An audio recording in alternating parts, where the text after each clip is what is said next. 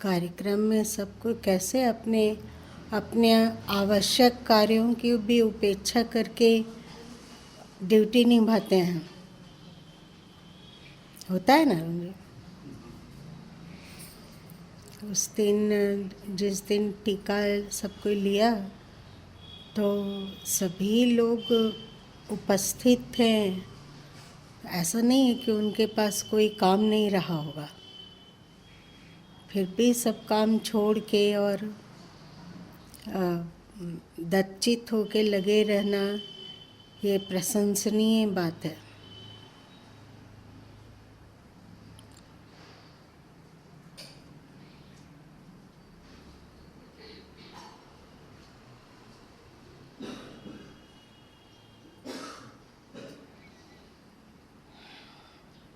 और सबसे बड़ी बात है कि भगवान की असीम कृपा रही, जो कि किसी को साइड इफ़ेक्ट नहीं हुआ। जो होता है ना कि इंजेक्शन लिए और किसी का सिर चकराने लगा अथवा मूर्छित हो गया अथवा और कुछ, ये सब हम लोग कितना भी तत्पर रहे लेकिन इसको तब तक नहीं रोक सकते हैं जब तक कि ईश्वर साथ ना हो।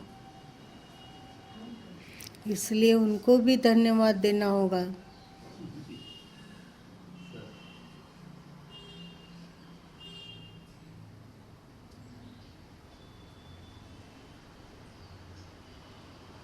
हाँ, हम लोग क्या सुन रहे थे उस दिन? क्या सुने थे जब इसको मतलब छोड़ के और दूसरे दूसरे काम में व्यस्त हो गए थे, उस समय क्या सुने थे?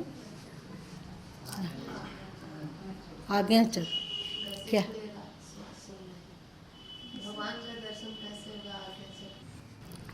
क्या इसकी चर्चा बीजक में भी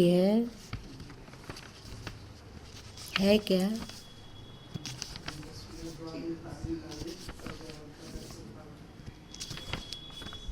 और भी है। दूसरा शब्द इसमें लगभग आज्ञा चक्र पर ही की ओर ही इशारा किया गया है। एक बार पढ़ा जा रहा है दूसरा शब्द, संतो जगत नींद न कीजे, काल न खाए, कल्प नहीं व्यापै, देह जुरा नहीं छीजे, उल्टी गंग समुद्रई सोखे, शशि और सूरई ग्रास है। इसका अर्थ बताइए। आप लोग तो बीजक टीका बहुत बार पढ़े हैं और ये तो आश्चर्य में भी है। उल्टी गंग समुद्रई सोखे, शशि और सूरही ग्रास है।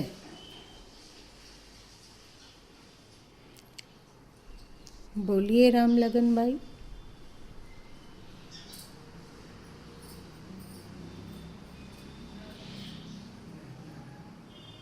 नहीं जानते? उल्टी गंग समुद्रई सोख है, शशि और सूरई ग्रास है।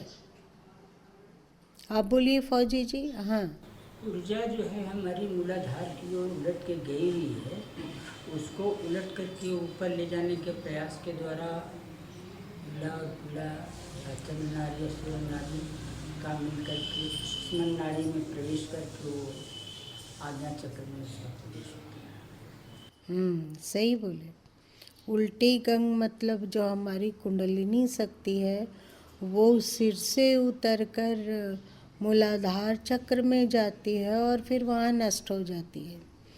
यदि कुंडलिनी शक्ति उलट जाए, मतलब ऊर्ध्वमुखी हो जाए, ऊपर की ओर आए, तो यह संसार समुद्र को सोख लेता है, मतलब नष्ट कर देता है, आवागमन को नष्ट कर देता है। शशि और सूर्य ही ग्रास है। शशि और सूर्य किसको कहा जा रहा है? ईड़ा और पिंगला को। बाएं नासिका से जो श्वास चल रहा है उसको शशि कहा गया और दाहिने नासिका से जो श्वास चलता है उसे सूर्य कहा गया। और ये दोनों का ग्रासना क्या होगा? सुषुम्ना में स्थित हो जाए। जब ना हम चंद्र नाड़ी की ओर झुके, ना ही सूर्य नाड़ी की ओर झुके, मतलब कि जब सूर्य और चंद्र नाड़ी ना चलकर दोनों नासा छिद्रों से समान समान श्वास चलता है। अभी ऐसा होता है कि एक श्वास थोड़ा अच्छा से चलता है, एक नाक से श्वास थोड़ा अच्छा से चलता है, मतलब नाक खुला हुआ लगता है, और दूसरा नाक से श्वास धीमा चलता है अथवा लगता है कि वो नाक बंद है। ऐसा देखे हो तुम लोग? देख लो। एक ही हमेशा जो लगता है एकदम साफ सुथरा चल रहा है, एक में लगेगा कुछ अवरोध है, कफ का जैसा लगेगा, कभी लगेगा कफ वगैरह की बात अलग है। एक ही श्वास प्रमुखता से चलता है और एक श्वास लगभग लगभग अवरुद्ध रहता है, बंद रहता है। एक बार देखो ना तुम लोग, देखो।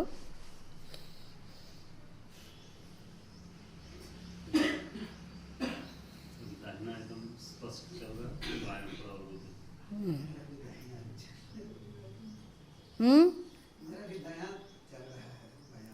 जबकि शिव सर्वोदय के अनुसार कि दिन में जब आप शांति से बैठे हुए हों और रिलैक्स हों तो आपकी नासिका बायां खुली रहनी चाहिए, आपकी बाईं नासिका खुली रहनी चाहिए। पर जब आप कोई परिश्रम वाला काम कर रहे हो, दौड़ भाग अथवा कोई शारीरिक श्रम कर रहे हो, तो उस समय दाहिनी श्वास चलने से अच्छा से कार्य होगा। कहता है शास्त्र कि जब आप भोजन कर रहे हो तो दाहिनी नासिका चाहिए, और जब आप जल पी रहे हो तो बाईं नासिका चलना चाहिए। जब आप दाहिनी नासिका में भोजन करेंगे तो दाहिनी नासिका से चलने वाला श्वास में गर्मी है, तो उस गर्मी के कारण भोजन जल्दी पच जाएगा, इसलिए ऐसा कहा गया। और जब नींद में जाना चाहते हो, सोना चाहते हो, तो कौन सी नाड़ी चलनी चाहिए? क्या आप लोग क्या बोले? दाहिनी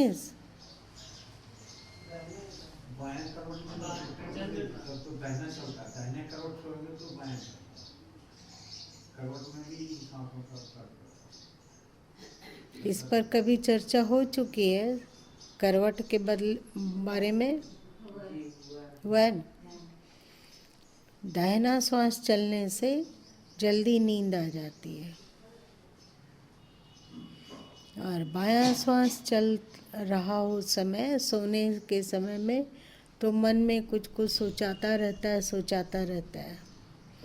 कोई बात यदि दिमाग में बहुत अधिक घूमने लग जाए, कभी कभी ऐसा होता है ना कि कोई बात नहीं चाहते हैं उसके बारे में सोचना, लेकिन सोचा आ रहा है, चाहते हैं कि उससे छुटकारा पा जाए। कोई बात ऐसी जो कि परेशान करता हो, मतलब अशांत करता हो, तो चाहते हैं कि वो विचार ना उठे, पर विचार वही वही बार बार आते रहता है और हम लोगों का परिश्रम व्यर्थ जाता है। तो सबसे पहले चेक करना चाहिए कि कौन सा श्वास चल रहा है। देख लो, यदि दाहिना चल रहा है तो कोशिश करके उसे बायां श्वास चलाने का उपाय ढूंढो, और यदि बायां चल रहा है तो दाहिना श्वास चलाने का उपाय करो।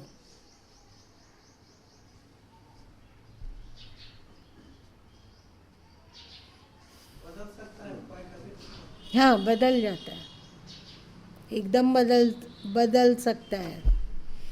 और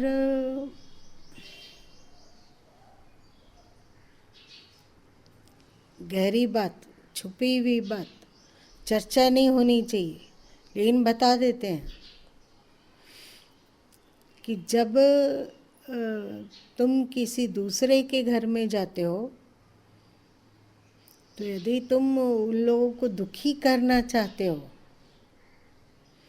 तो जो श्वास चल रहा है उसका विपरीत पैर आगे बढ़ा के उसके घर में प्रवेश करो।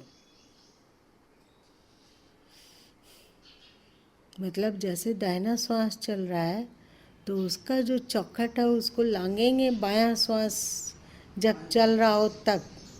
ये दुष्टता की बात हुई, लेकिन क्योंकि हम लोगों के मन में परोपकार है, हम लोग सत्संग से जुड़े हुए हैं, है ना, चाहेंगे कि सर्वे भवन्तु सुखिनः, सभी सुखी हों, तो जो नाड़ी चल रही हो उसी पैर को आगे बढ़ाकर उसका चौखट लांघो और घर में प्रवेश करो। तो ये एक सामान्य सी बात है जिसको करके हम लोग अपने परोपकार की भावना को थोड़ा पुष्ट कर सकते हैं, है ना। कुछ तो हमने ना उसको दिया ना कुछ लिया, पर हम प्राण के द्वारा उसका हित चाह रहे हैं। कोई विचार भी नहीं आया, पर प्राण हमारा उसका मंगल चाहता है, सुख चाहता है।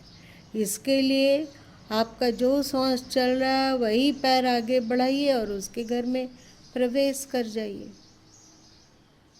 है ना। हिंग लगे न फिटकरी, चोखा ही रंग होई। कोई इसमें परिश्रम भी नहीं है और हमारी मंगल भावना उस घर में पहुंच भी गई, उसका शुभ भी हो रहा है, होता है ना।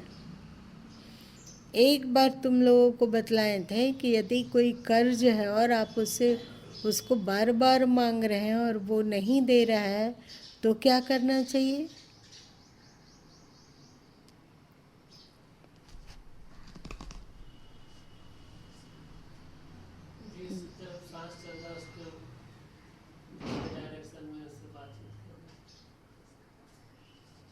और किसको याद है।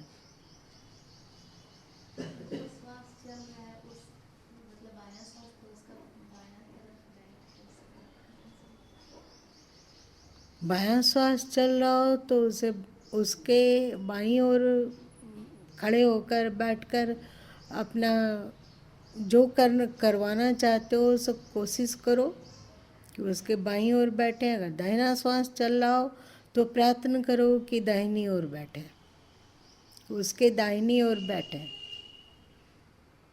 याद है बताए थे।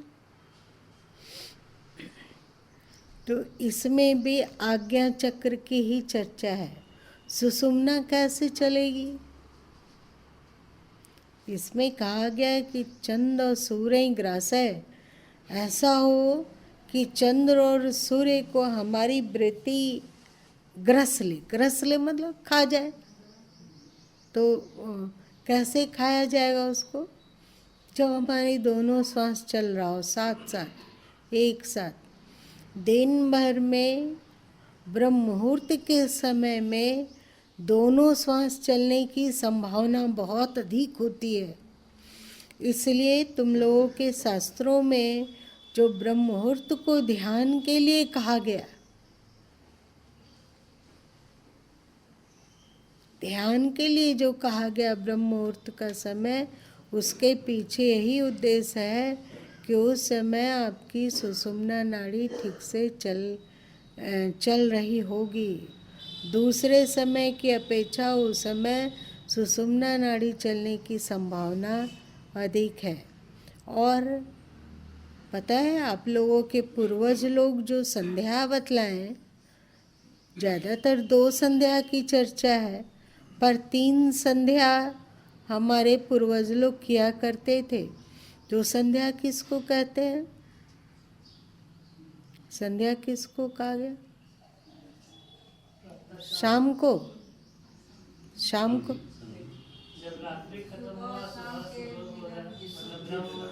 रात्रि खत्म पूरी नहीं हुई और ठीक से सुबह भी नहीं हुआ है, अभी दोनों का मिलन बिंदु है। अब रात्रि खत्म हो रही है और सुबह होने को है। दोनों का संधि काल, दोनों का मिलन काल में यदि ध्यान किया जाए अथवा सुमिरन में डूबा जाए तो उस समय सुषुम्ना का चलने की बहुत अधिक संभावना है। और उसी तरह दिन खत्म होने को है पर अभी रात आई नहीं। सूर्य अस्त हो गया पर रात गहराई नहीं। क्या कहते हो, थोड़ी थोड़ी लाली बाकी है। तो उस समय कहा गया कि ध्यान करने से बहुत अच्छा होता है। उसी तरह दोपहर के समय में है कि जब प्रातः समाप्त नहीं हुआ और अपराह्न ठीक से आया नहीं। 12 बजे से अपराह्न मानते हैं ना हम लोग, 12 बजे से अपराह्न मानते हैं तो समझो पौने 12 बजे, पौने 12 बजे।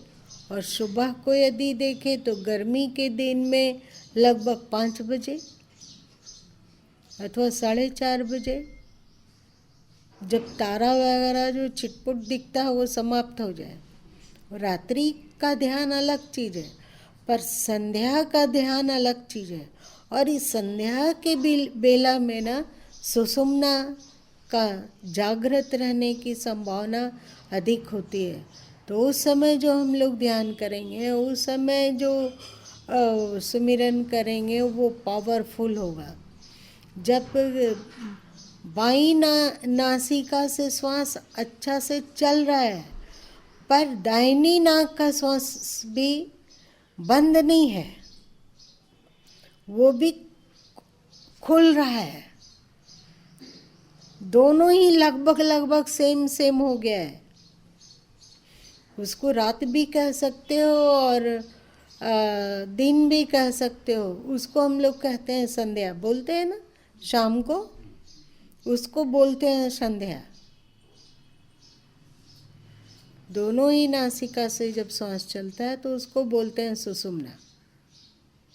संध्या काल में सुषुम्ना चलने की संभावना अधिक होती है। और औंधे घड़ा नहीं जल बूढ़े सूधे सो जल बरिया। किसी नदी में आप पानी लेने के लिए घड़ा लेकर जाएं और ऐसे पानी घड़ा कर दें और उसमें ऐसे डुबाएं तो आपके घड़े में पानी आ जाएगा या नहीं आएगा? नहीं आएगा, नहीं ना आएगा। लेकिन यदि हम घड़े को सीधा करके डुबाते हो तो थोड़ा मेहनत लगेगा या आसानी से आ जाएगा? ठीक से सोच के बोलो।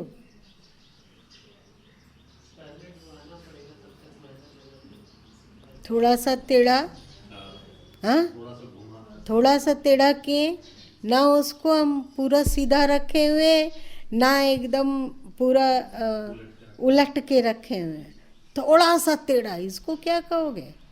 ये भी संध्या काल है। उसको आप पूरा उल्टा कह सकते हो और पूरा सीधा भी नहीं कह सकते हो, वो संध्या काल है। तिरछा किए घड़े को और फिर उसके बाद वो जैसे जैसे उसमें पानी भरते गया वैसे वैसे हम लोग सीधा करते जाते हैं, तब ना पूरा तक भरेगा पानी। और यदि आप टेढ़ा ही रखे रहो तो क्या होगा? आधा भरेगा, फिर नहीं भर सकेगा।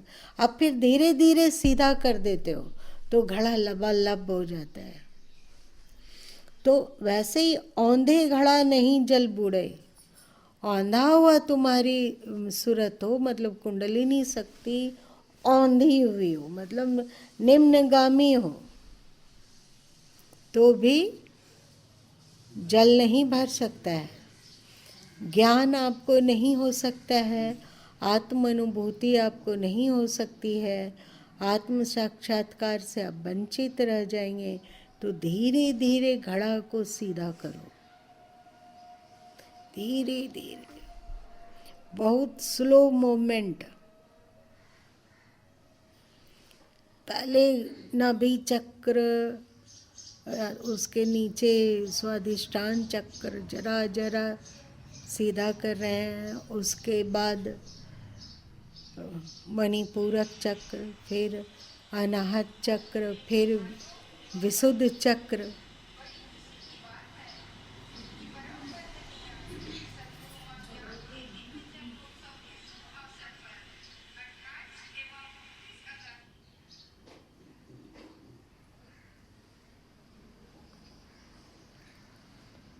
धीरे धीरे सीधा करते जाते हैं और भ्रिकुटी तक आते आते हम लोगों की कुंडलिनी शक्ति पूर्ण रूपेण ऊर्ध्वमुखी हो चुकी होती है और ऊर्जा, अध्यात्म, शांति, तृप्ति, संतुष्टि अंतस में भर चुका होता है। सूधे सो जल भरिया। इसकी क्रिया, इसका अभ्यास हम लोगों को स्वादिष्टान चक्र से ही प्रारंभ हो जाता है। ठीक है, स्वादिष्टान चक्र में यदि ध्यान लगाया गया तो सोचो कि हमने कुंडलिनी शक्ति को थोड़ा टेढ़ा किया, ऐसा।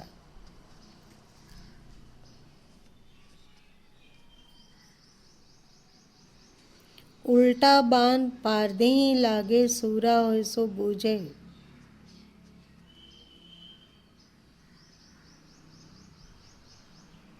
बाण ऐसे चलाया जाता है, सामने तीर रखा जाता है ना, नोक किधर रखते हैं आप लोग? सामने। लेकिन अगर नोक को आप अपने तरफ रख के चला देते हो तो क्या होगा? कर देगा घायल।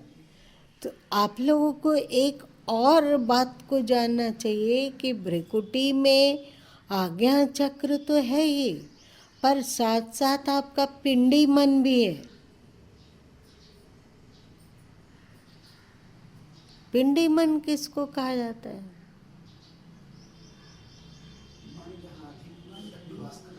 हाँ, क्या बोले?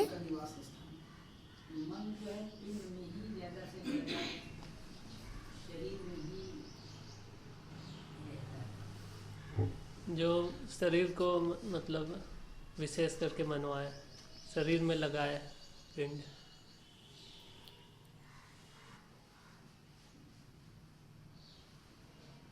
तेरहवां रामायणी में भी इसकी चर्चा सदगुरु कबीर साहब किए हैं।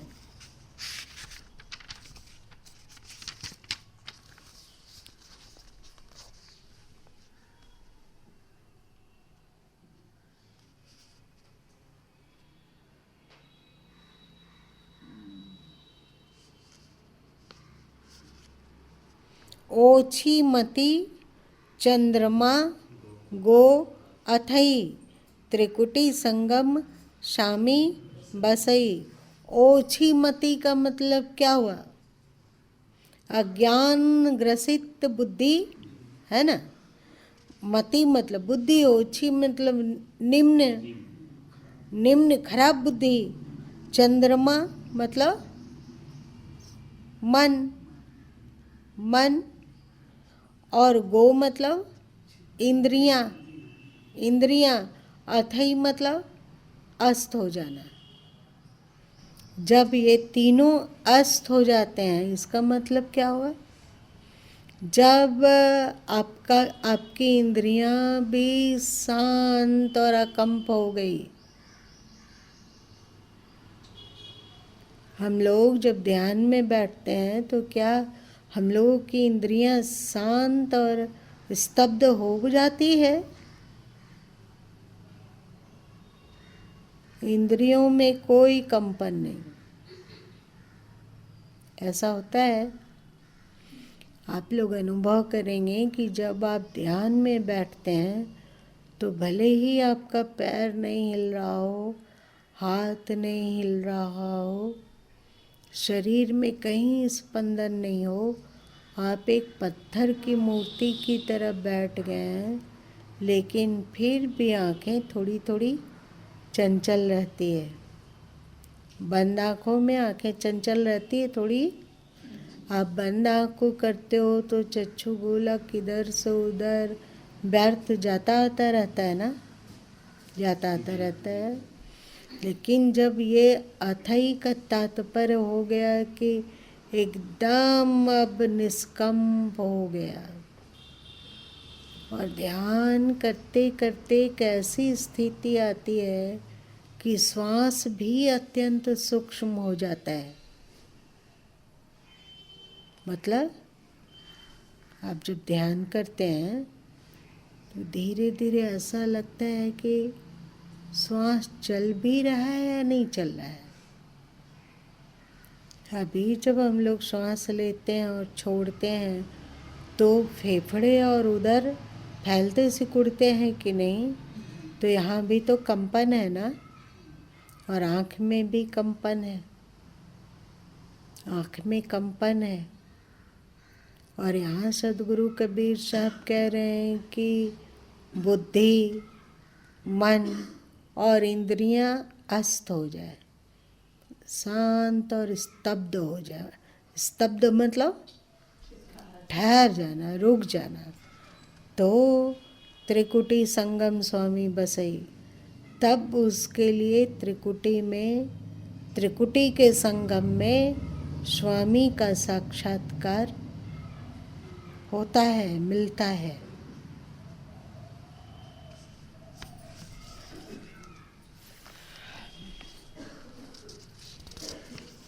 जब आपका बाण उल्टा होता है, मतलब जब आपका ध्यान, ध्यान रूपी बाण मतलब मनोवृत्ति रूपी बाण उल्टा होता है, उल्टा होगा तो क्या होगा? मन अभी है कहाँ? मन अभी है कहाँ? नैनक आगे मन बसे है, नैनक आगे मन बसे, पलक पलक करे द्वार। आँखों के आगे, आँखों के आगे क्या हो सकता है? आँखों के आगे तो भमा है। और यदि ठीक से देखे तो दोनों भमा के मध्य में मन, पिंडी मन बसता है। पहले पिंडी को समझ लो, पिंडी किसको कहा जाता है? एक चक्र होता है और एक चक्र क्षेत्रम होता है। चक्र क्या है और चक्र क्षेत्रम क्या है? वैसे वस्तुतः सभी चक्र रीढ़ की हड्डी में स्थित है ना, सभी चक्र। और तुम लोगों को एक बार कहा गया था कि संयोग बस रीढ़ की हड्डी की गिनती कितनी है? 33। और आप लोगों को 33 कोटि देवता भी कहा माना जाता है ना। तो ये आपके पूर्वज लोग इसको एक तरह से इशारा किए कि जो 33 देवता तुम बाहर ढूंढ रहे हो, वो 33 देवता बाहर नहीं है। तुम्हारी रीढ़ की हड्डी 33 है और उसमें समझो कि दैवीय शक्ति भरी हुई है। एक एक मन में दैवीय ऊर्जा भरी हुई है। वही देवता है, वही 33 देवता है। और सभी चक्रों की उपस्थिति उसी रीढ़ में है।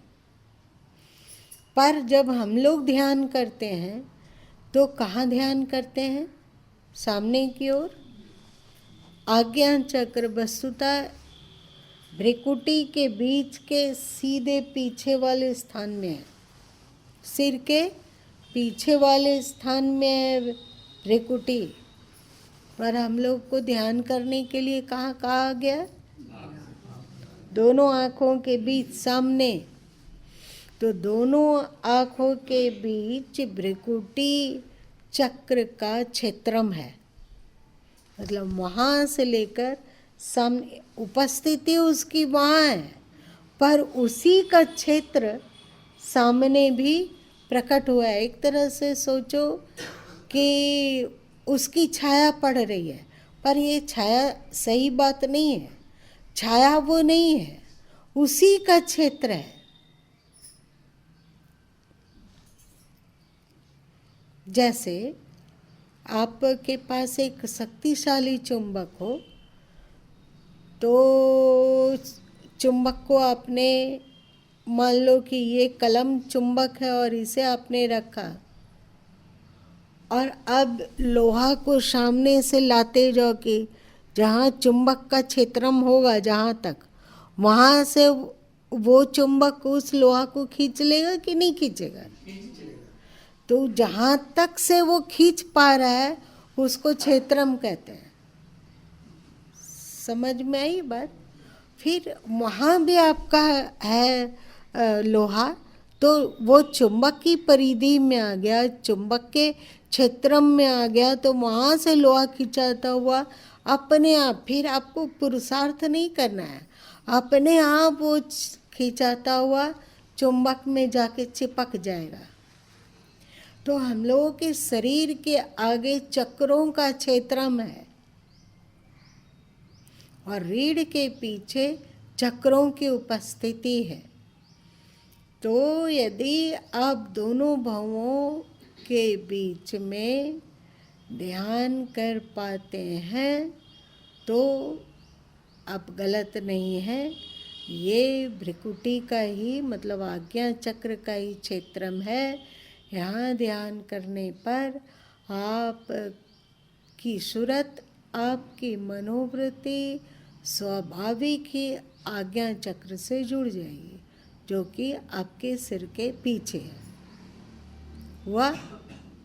ये तो चक्रम की बात हो गई।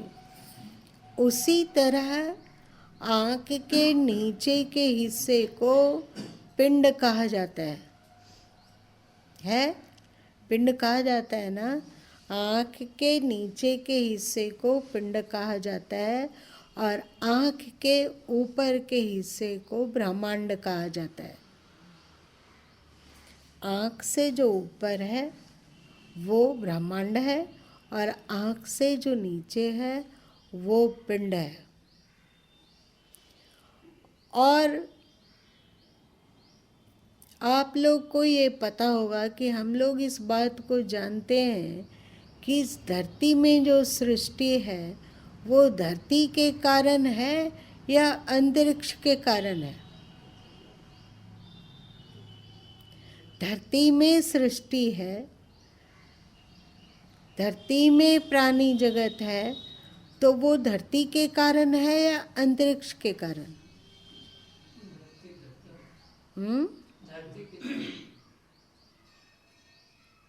परफेक्ट। अगर सूर्य ना रहे तो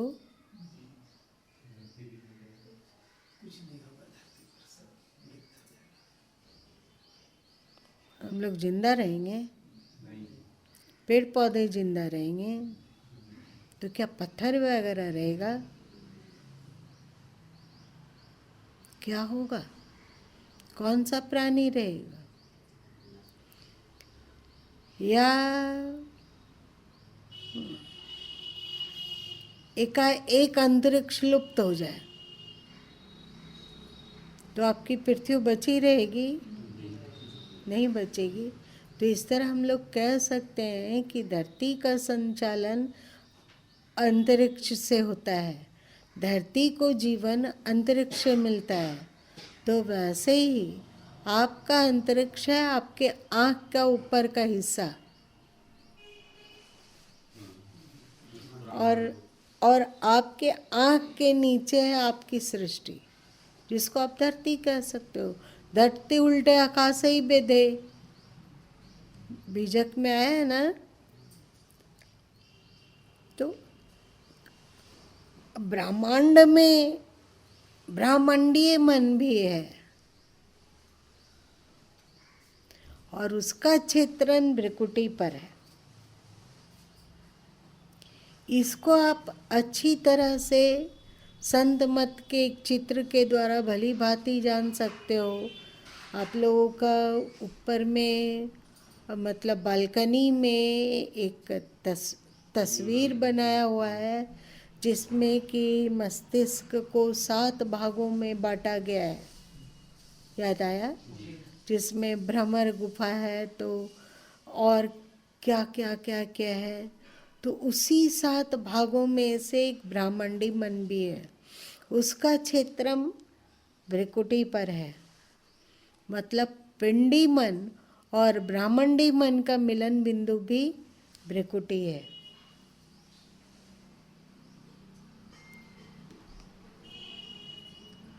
बात मेरी समझ में आ रही कि ऊपर से उड़ जा रहा है? समझ में आ रही है। यदि हम और यहाँ पर मन का इस तरह डेरा है ना, एक तरह से सोचो वो द्वारपाल है जो आपको ऊर्ध्वमुखी होने ही नहीं देता है। मतलब पिंड को छोड़कर आप ब्रह्मांड में प्रवेश करें, आपकी जीवन ऊर्जा, आपकी कुंडलिनी शक्ति अथवा आपकी ऊर्जा, आपकी जीवन ऊर्जा भ्रिकुटी को लांघ कर उसके आगे बढ़े, इसको पिंडी मन होने नहीं देता है। ये यमराज की तरह द्वार रोक कर बैठा हुआ है, ये पिंडी मन। तो सबसे ज़्यादा टेढ़ी खीर है इस आज्ञा चक्र को लांघना। इसका नाम आज्ञा चक्र है। मतलब इससे आज्ञा लिए बिना, आज्ञा चक्र से आज्ञा लिए बिना आप ब्रह्मांड में, मतलब अंतरिक्ष में, मतलब जहाँ आपकी ऊर्जा का भंडार है वहाँ तक आप पहुँच ही नहीं सकते हैं। आपका मस्तिष्क यदि मर जाए तो क्या हमारा शरीर जीवित रहेगा? अगर मस्तिष्क मर जाए तो शरीर हमारा जीवित नहीं रहेगा। लेकिन यदि शरीर मरा हुआ सा दिखता हो, श्वास वगैरह ठहर गया हो, रुक गया हो, शरीर एकदम निश्चेष्ट पड़ गया हो, लेकिन डॉक्टर लोग देखता है कि अभी मस्तिष्क जिंदा है, तो आप हम लोगों को मरा हुआ मानेगा कि जिंदा मानेगा? अभी श्वास नहीं चल रहा है अथवा इतना छिन्न है कि वो पकड़ में नहीं आ रहा है, नाड़ी वगैरह भी गोल हो चुका है, शरीर भी ठंडा होने लगा है, पर मस्तिष्क में ऊर्जा तरंगे धीरे धीरे ही सही पर दौड़ती हुई दिखती है। तो मतलब अभी तक हम लोग जीवित हैं और डॉक्टर लोग प्रयत्न करता है कि शरीर भी जीवित हो जाए। तो अलग अलग तरीके का वो कुछ करता है ना, तो बहुत सारे लोग फिर से लौट आते हैं शरीर में और जीवित हो जाते हैं, होते हैं। और बहुत सारे लोग वो उस मूर्छा से बाहर नहीं हो पाते हैं, तो धीरे धीरे करके मस्तिष्क मरते जाता है। और मस्तिष्क जब पूरा मर जाता है तो डॉक्टर लोग घोषित कर देता है कि ये व्यक्ति अब मर चुका है ना।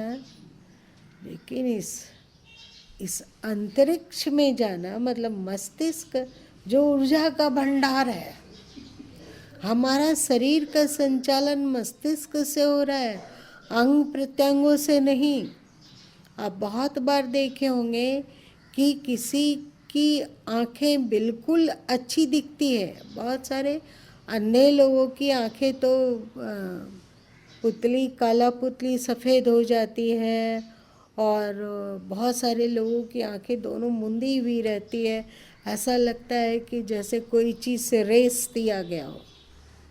आप लोग देखें ऐसे आँख वालों को।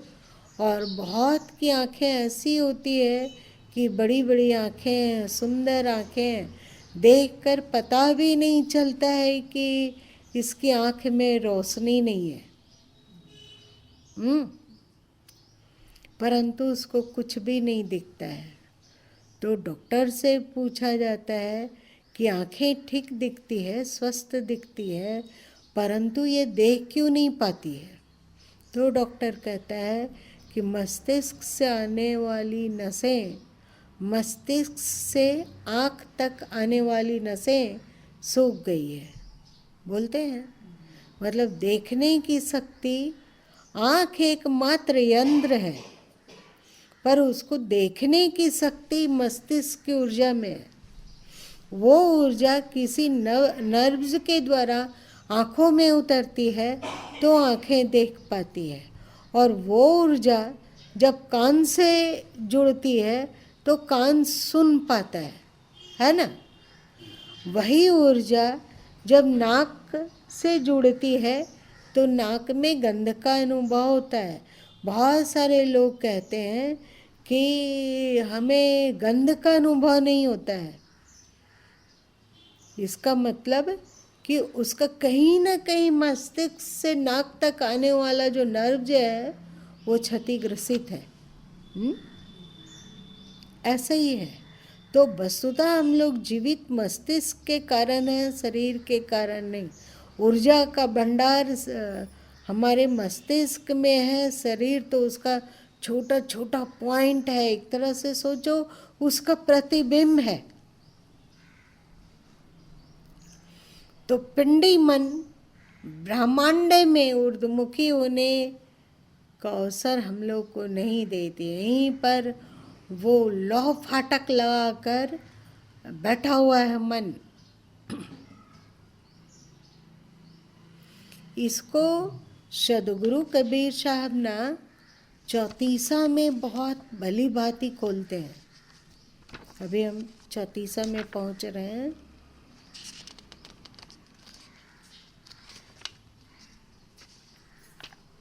जैसे चौतीसा 20, धद्धा अरद माही अंधियारी, अरद छोड़ी उरद मंतारी।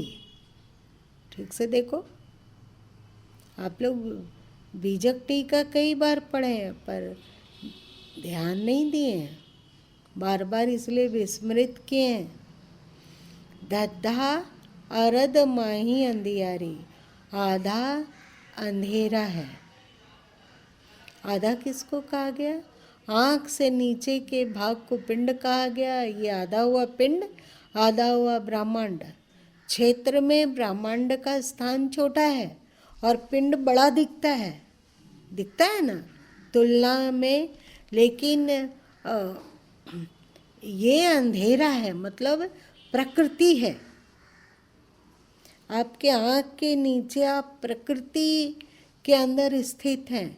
जब आपकी कुंडलिनी आँख से ऊपर की यात्रा करती है तो समझो कि आप प्रकृति से ऊपर उठकर परमात्मा क्षेत्र में प्रवेश कर जा रहे हैं।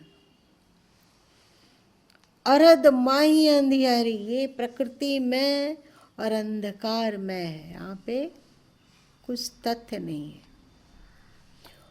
अरद छोड़ी, इसका मतलब क्या हुआ? अरद छोड़ी, पिंड को छोड़ दिया।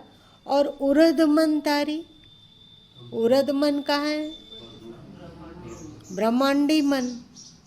तो ये ब्रह्मांडी मन तक हम पहुँचेंगे कैसे? तो अरद छोड़ी, अरद छूट जाए, उसके ऊपर हमारी यात्रा हो, तो फिर उरद जो ब्रह्मांडीय मन है वो हमें तार देने वाला होगा। पर पिंडीय मन अपनी हार इतनी जल्दी स्वीकार नहीं करता।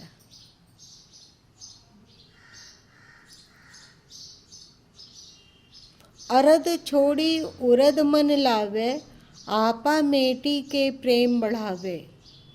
यदि अरद को छोड़कर उरद में मन को ला सकें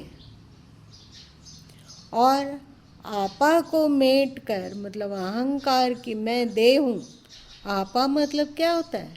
अहंकार, मैं देह हूँ, मैं मन हूँ, मैं बुद्धि हूँ इत्यादि जो अज्ञान है, इसको छोड़कर यदि जो व्यक्ति का अस्तित्व है उसमें प्रेम को लगाता है कि हमारा स्वरूप तो चेतन आत्म तत्व ही है, हमारा घर, हमारा असली निवास ईश्वर में है, और वो हमें बाहर खोजने की आवश्यकता नहीं है, वो हमारे भीतर में है। इसी को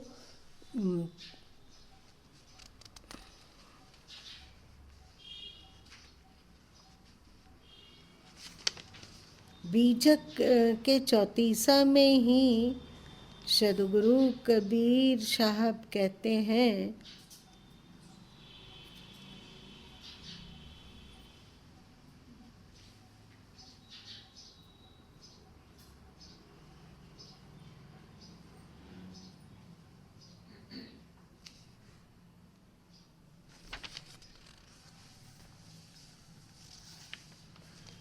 ढड्डा हिंडत ही कित जान, हिंडत ढूंढत जाई परान, कोटि सुमेर ढूंढी फिर आवे, जही ढूंढा सो कतहु न पावे।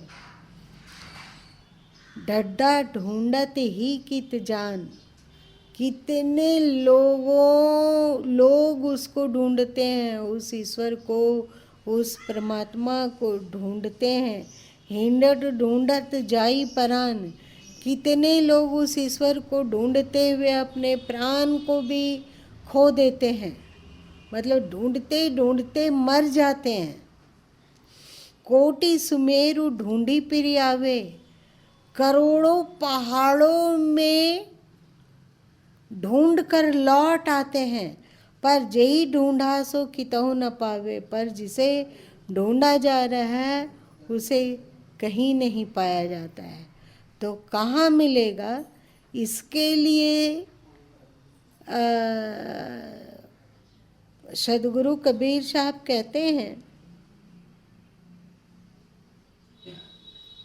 दद्दा देखूं बिनसन हारा, जस देखूं तस करऊं बिचारा, दसों द्वारे तारी लावे, तब दयाल के दर्शन पावे। ये 10वां द्वार कहाँ है? भ्रिकुटी ही। वैसे 10वां द्वार कहीं कहीं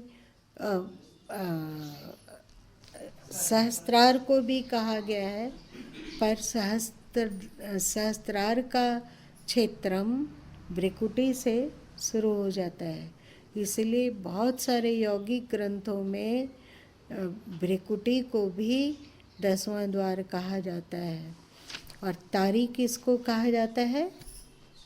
ध्यान को, समाधि को।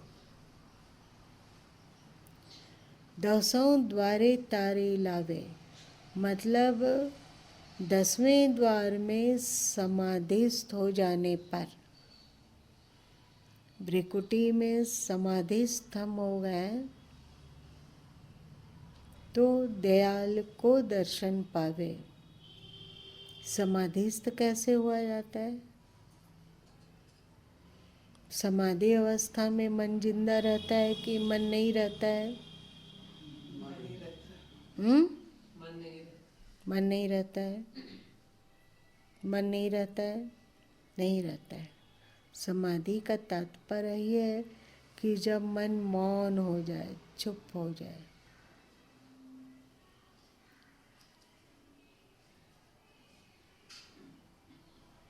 अब मन चुप हो गया और अब चुप मन से हम ब्रह्मांड की यात्रा करने के लिए अग्रसर हुए। तो धीरे धीरे करके अलग अलग परत, कहीं निरंकार, कहीं भ्रमर गुफा, इस तरह का परत दर परत लांघते हुए कोई माना कि जो व्यक्ति का सहस्त्रदल कमल है, जो कि सिर के बीच में है, टॉप पर है, वो अंतिम है। और कोई कहता है कि उस क्षेत्र को भी लांघ कर आगे जाना है, पर कहीं वहाँ टिकना नहीं है, कहीं अटकना नहीं है, आगे बढ़ते चले जाएं।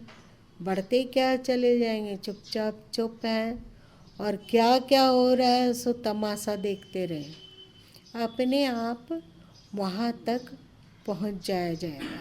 यदि भ्रिकुटी मतलब आज्ञा चक्र को लांघ लिया जाए तब।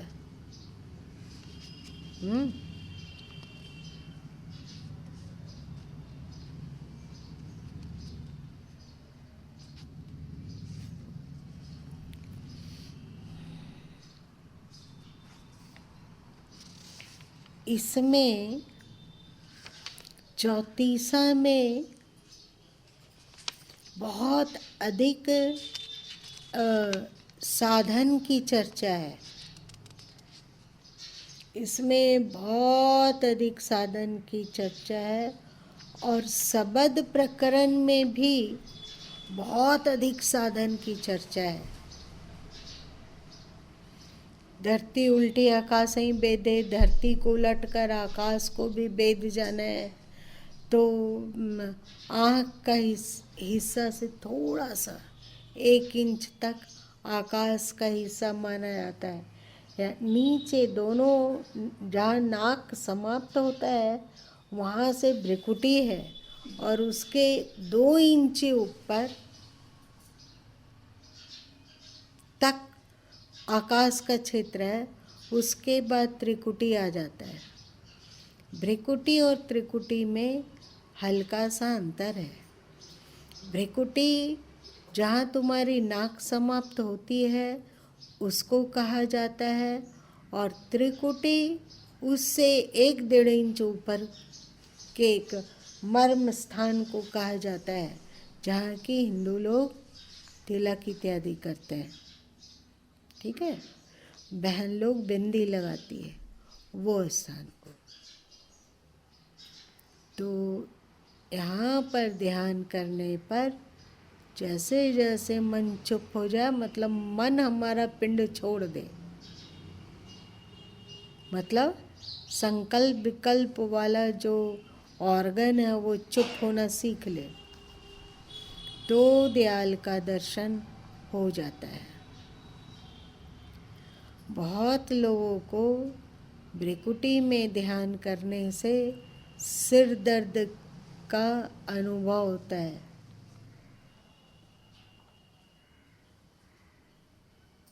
ऐसे लोगों को कहा जाता है कि आप नाक की नोक पर ध्यान करें, नाक के अग्र भाग पर ध्यान करें। आप आँखों को बंद करके नाक की नोक पर ध्यान को टिकाएं।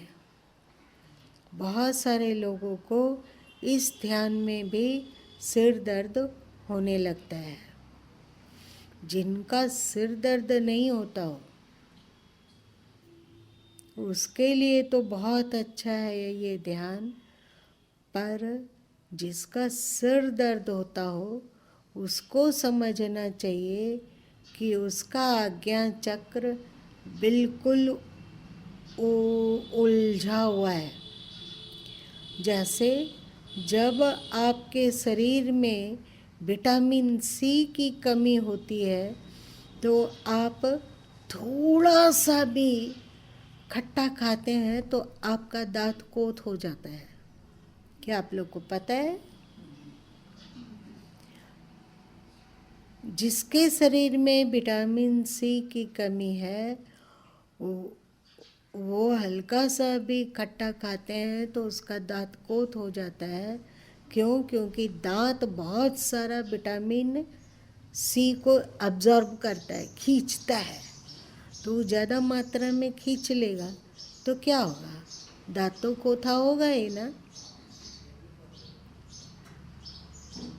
वैसे ही जब आप की भ्रिकुटी अथवा आज्ञा चक्र उलझा हुआ है तो आपके ध्यान की ऊर्जा को पाकर वहाँ दर्द होने लगता है।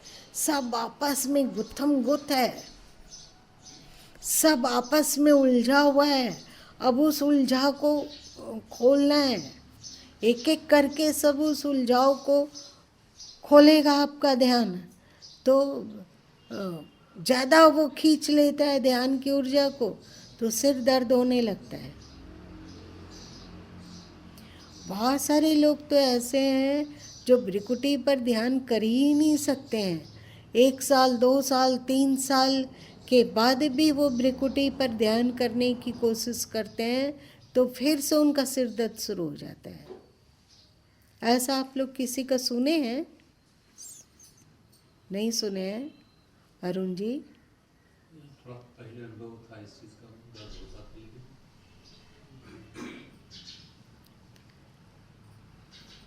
खुद का बहुत सारे लोगों का ऐसा होता है। ऐसे व्यक्ति को कौन सा ध्यान करना चाहिए? नाक की नोक पर भी ध्यान टिकाने पर सर दर्द होता है और आज्ञा चक्र में भी सर दर्द होता है। तो ऐसे व्यक्ति को चाहिए कि पर्याप्त समय तक श्वासों का ध्यान करें।